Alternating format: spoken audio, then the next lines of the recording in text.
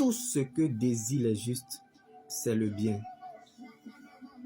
Mais ce que peuvent attendre les méchants, c'est la colère, comme Moïse a perdu la fidélité de Dieu en chemin. Tu n'as pas besoin, bien-aimé, de savoir ou connaître les prophéties futures.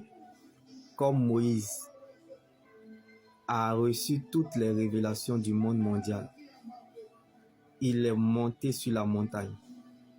Il a vu Canaan, mais il n'a pas pu entrer à Canaan. Moïse a perdu la fidélité de Dieu en chemin. Moïse n'a pas pu terminer l'année. Il est mort. Mais Josué, son serviteur, n'a pas vu Canaan. Mais il avait la connaissance et la révélation du Dieu de Moïse. Est entré à Canaan. Alléluia. Les hommes prophétisent, mais Dieu lui parle. Il ne suffit pas seulement de prophétiser ce que tu vois, mais d'accomplir ce que tu as dit. L'attente des méchants meurt avec eux, mais l'espérance des justes, c'est la joie. Aimer Dieu, c'est d'abord le connaître, parce qu'il nous appelle toujours par ce que nous aimons et nous attire toujours par ce que nous désirons. Donc, pour reconnaître un vrai prophète, ce n'est pas par ses prophéties, ni par l'accomplissement de ses prophéties. Parce que même le marabout prophétise et puis ça arrive. Mais on reconnaît un véritable homme de Dieu ou une véritable servante de l'Éternel par la connaissance et la révélation de son Dieu. Alléluia, qui est Jésus. Donc, tu n'as pas besoin de savoir ou connaître les prophéties futures. Tu as juste besoin de connaître et de savoir le Dieu de la prophétie, qui est Jésus-Christ, n'est pas la Bible, mais la parole de Dieu, n'aura jamais son but. C'est la seule prophétie qui n'aura jamais son but.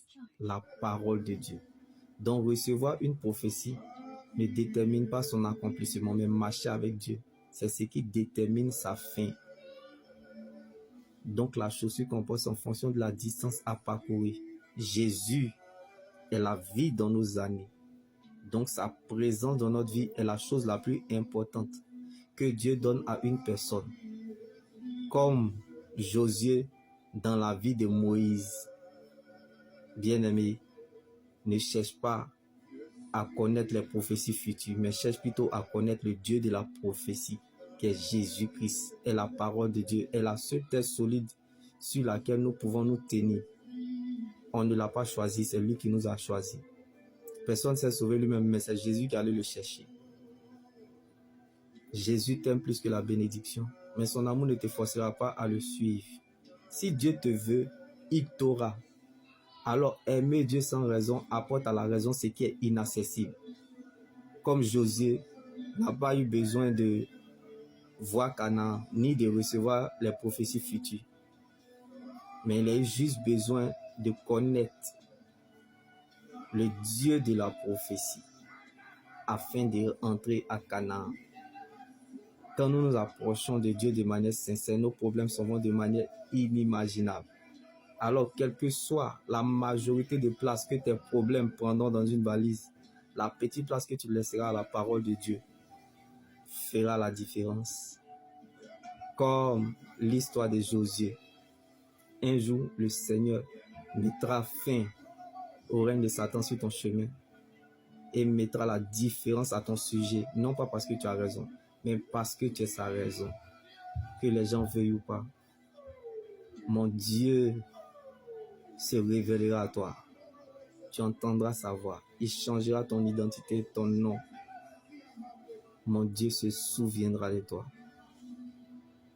Il n'arrangera pas, mais il s'arrangera à ton sujet. Donc, bien-aimé, ce n'est pas parce que tu ne vois pas que tu ne croiras pas. Ce n'est pas parce que tu n'as pas encore vu que tu ne croiras pas. Ce n'est pas parce que tu ne vois rien que ça ne viendra pas. Le problème est de savoir attendre que ça arrive. Plus notre exaucement tarde, nous sommes contents de ce qui arrive. Jésus, sa place dans notre vie n'est pas négociable. Donc ce que nous vivons, c'est le résultat de ce Dieu qui n'est pas à sa place. Si Dieu n'est pas à la première place dans ton cœur, pourquoi tu lui demandes, bien-aimé, pourquoi tu veux que, bien-aimé, qu'il te mette à la première place dans la sienne? Celui qui tient compte de Dieu dans sa vie, Dieu tiendra compte de lui dans la sienne. Donc, si tu veux avoir la vie que tu veux, commence à vivre la vie de celui qui détient cette vie. Jésus-Christ. Comme l'histoire de Josué. Si tu ne crois pas au témoignage des autres, tu ne croiras pas à ton miracle. Shalom.